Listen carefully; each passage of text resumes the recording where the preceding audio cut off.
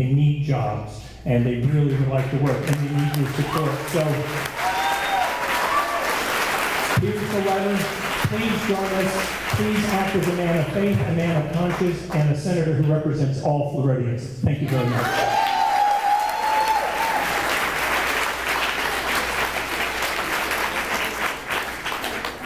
My name is David Hackett. I live in Trinity, and I want to thank the organizers of this event for their existence.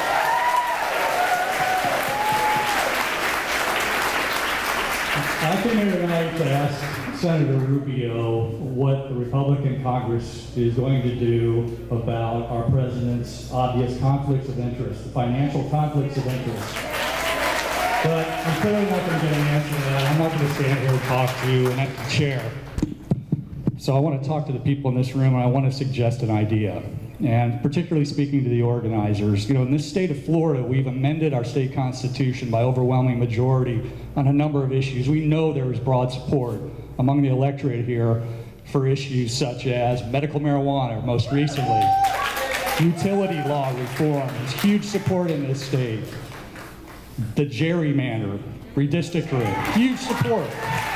And we passed these amendments, and our elected representatives have largely ignored our wishes because they are gerrymandered and they know their districts are safe as long as they can run hard to their party's interests. So here's my suggestion. Let's take this group, let's take Indivisible, let's take what's created here, whatever this entity is that's developing, and let's take it to the next step. Rather than amending our Constitution, why don't the organizers bring together groups to form an agenda, a platform, if you will, of issues we know that have broad electoral support in the state. Create a mandate, if you will, of those issues, get it out there by social media, by petition, so you demonstrate that there's electoral support for those issues, then run a slate of candidates in both parties in the primary. We create a primary from hell that totally blows away the status quo. You can take that in the state of Florida, use it as a model and drive it nationally. I think it's an idea that would work. I would love to work with the organizers of this event to explore that idea. I'll give you my thoughts. Maybe it's an idea, it's a seed I can plant. Maybe we can get somewhere rather than talking to an empty chair. Thank you.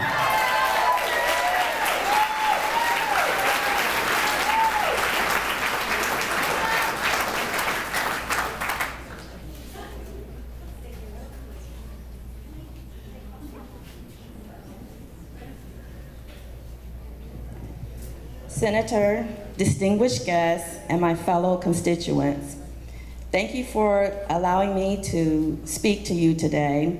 I'm a little nervous about meeting you in person, Senator, so if I stumble over my words, please forgive me. I had a speech all written out, and I left it at home, so I'm winging it here. First of all, Senator, I want to thank you for being here. I know you have a lot of strings pulling at you, and you're on so many committees, so you could be overseas in Germany or France, but I really appreciate you coming here to speak to us, your constituents, because home does come first. With that said, Senator, I have 4 questions, 3 of which are yes or no, require yes or no answers. After your answer, would you please explain it? My first question is, do you plan to investigate the president's conflicts of interest? Thank you.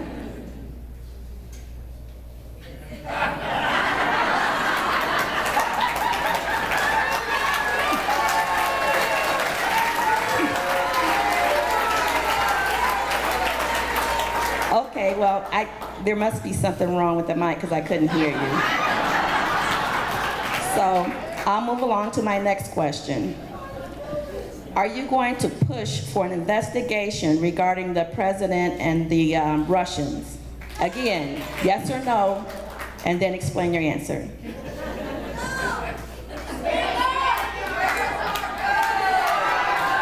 I'm sorry, I still can't hear you. Okay, third question. In regards to the Muslim ban and the raids against the immigrants. Do you plan to stop this violence? And we have a democracy here, and everybody has rights. Nobody here is the same. So do you plan, yes or no, to stop this?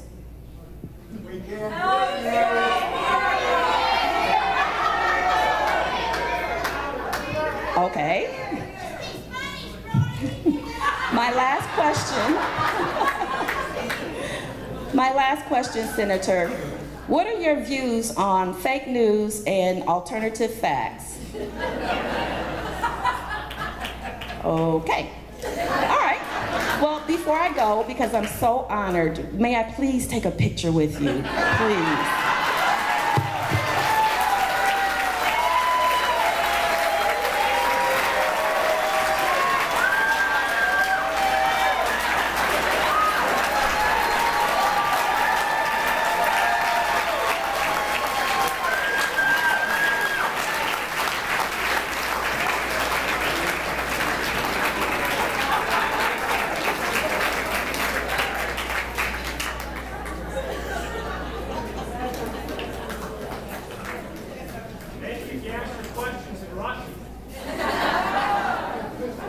On that note, hashtag where's Marco? Tweet, tweet, tweet. Let's get there. Also, just want to remind you of the confessional on the side of the room. If you're just curious and you don't even know if you're interested, just hop on in and see what they've got, because it's really cool. Thank you. Okay, hello everybody, my name is Camille, and I'd like to start today with addressing the people that are claiming that we are fake protesters. I am highly offended that because we don't always agree with you that we're being written off as paid or fake. I'm a resident of this state.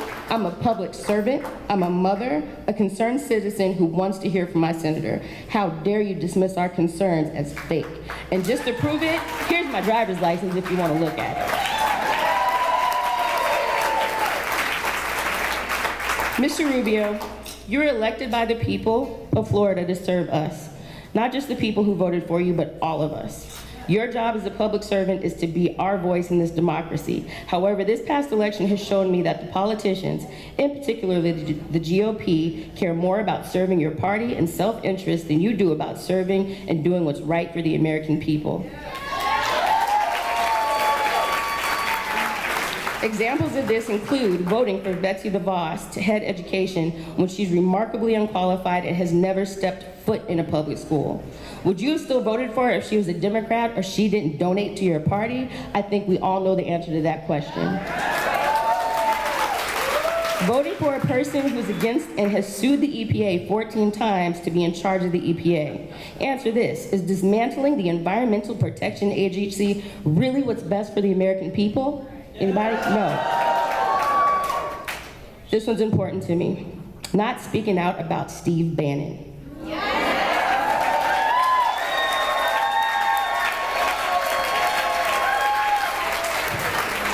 This man is a well-documented racist, but Republicans don't seem to care. They're fine with having a racist as a top advisor for this country. It's a complete disregard to all of the groups that are offended by what Bannon stands for, yet you have shown zero effort to let us know that you do not agree with his views. Shame on you.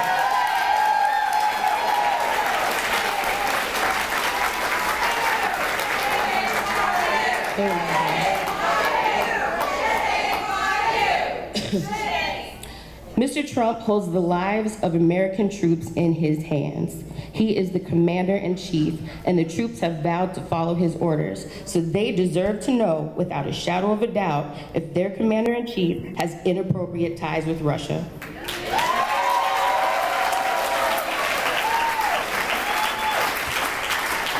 If they are sent into harm, they deserve to know for certain that they're not risking their lives for Mr. Trump's own personal self-interest.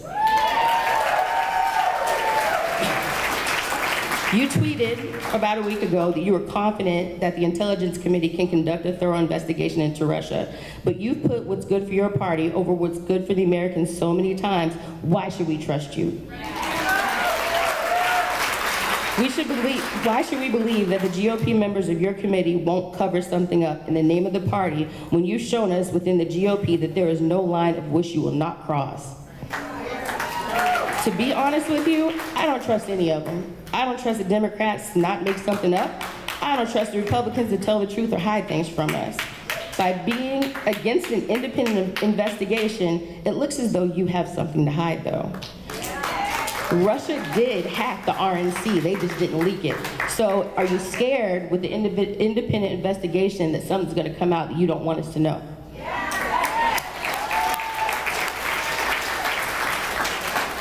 If you truly care about getting answers for the people of this country, for the troops, there needs to be an independent, nonpartisan investigation. Good or bad, the only way to give Americans confidence in the outcome is that's the only way that you can give American people confidence in the outcome.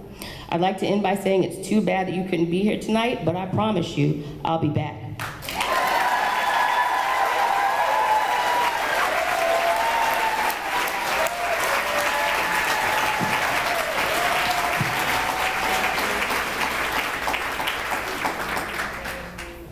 Senator Rubio, American exceptionalism has often been the pride of our nation, but healthcare coverage in the United States is our exceptional failure. We are unique among industrialized nations in failure to care for every citizen's health. For example, the United States spent 17.8% of GDP on healthcare costs in 2015, and still fails to cover every person. The second highest spender in the OECD is the Netherlands, at 11%. Which manages to cover every single person while still achieving better health outcomes for infants, the elderly, the middle class, and the impoverished. The question is then, where's the inefficiency? Is it the millions of Americans who will lose their care as the ACA is schlepped by Paul Ryan through the bramblebush of idiocy? Or does it lie in the bureaucratic insurance labyrinth guarded by the minotaurs of corporate welfare?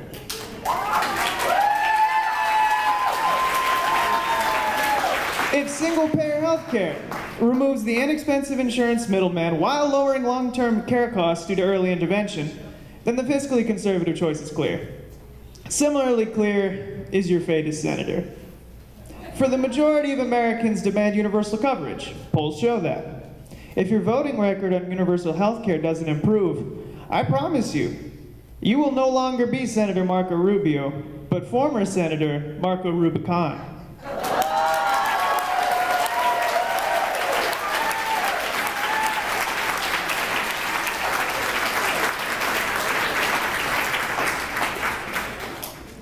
Good evening, and thank you for my 2 minutes of fame. Well, Senator, since you've been dragged through the mud quite a bit, but very eloquently, I might add, this evening by my colleagues, I'll give you an idea about something that you can do that would actually help the conservative agenda. It's something that you always talk about. You talk about jobs creation. Unfortunately, though, your incumbent-in-chief seems to have sort of missed the mark, and he keeps saying that there's going to be coal jobs, but we all know that the United States is a service-based industry, provider, and we don't have those kind of jobs to provide in great abundance anymore. We need to go for technology and re-education. I'm a good example of this. I have a huge amount of student loan debts because I chose to go that way, but a lot of people don't, and they can't. I work in IT. It's a good job. It's a good paying job. It's a steady job. Even when the economy is not good and I get laid off, I can still find work everywhere. The thing is that so many people do not have the advantages that I have. So many people did not have a good home, nurturing home to come up in. So many people did not feel like they could take that kind of risk to have $30,000 or more of student loan debt that they have to carry for a very long time that could actually risk them getting Medicare if they can't pay those loans off by that point in time. So my proposition to you is be the champion for paying for education or re-education. Stimulate funds for technology education. It doesn't have to even be in computers. It doesn't have to be IT. It could be something like solar or wind power. Clean energy. Be the champion for us. This is something that you can do. It's well within your power, and it fits the conservative agenda. And on another note, It looks like your commander-in-chief could use some IT help because he doesn't seem to understand what a secure network is. You don't use an Android phone and you don't do things in public with secure information. So it looks like you guys could really use some IT people. Thank you for your time.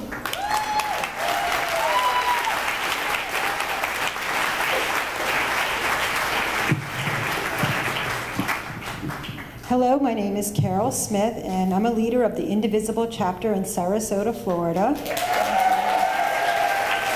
as well as an Air Force veteran. And I'm here, Mr. Rubio, because I understand that your colleague, Mitch McConnell, said that gatherings like this would amount to nothing because in elections, the winners make policy and the losers go home. But I'm here to tell you, Mr. Rubio, that we won the popular vote and we are prepared to start acting like it.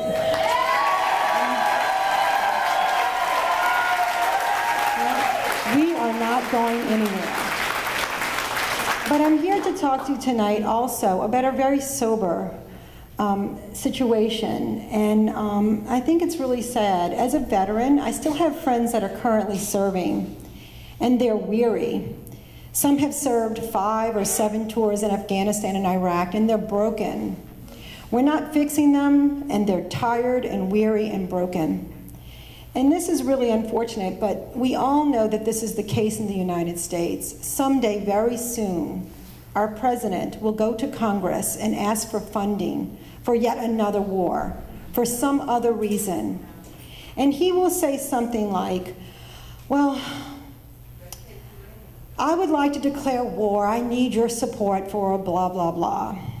And I will ask you, Mr. Rubio, how will you know this liar-in-chief is telling the truth? How will you know this war is in the best interest of U.S. citizens? Or is it in the best interest of a Trump tower in Moscow?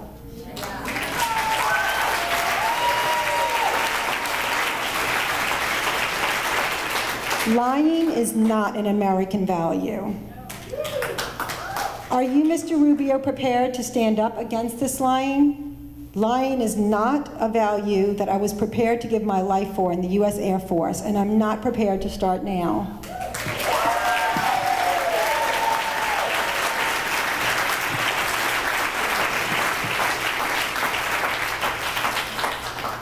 My name is Jeliana Loinas, and I'm here because I really did want to see Marco Rubio, as many of you wanted to see him as well. But one thing I know about Marco Rubio is that he is a perpetual no-show, okay? He refuses to face even the people who voted for him. Now, he comes and he places a chair, or he forces his people to come and place a chair, and then basically I feel like he's trying to humiliate us in a way by pretty much making us talk to that empty chair. But there's one thing that I have seen tonight, and that I have seen, and it makes me really happy, is that I have seen a lot of activism, and a lot of activism with young people. And I really feel that the only way, because see, all these videos of all of you guys, he may never ever see those. And we have to face that. We really have to face the facts that a lot of Republicans do not want us to speak out. And therefore, we have to go out into communities and make sure that votes are out there, that voters are not disenfranchised, that basically we get out the vote.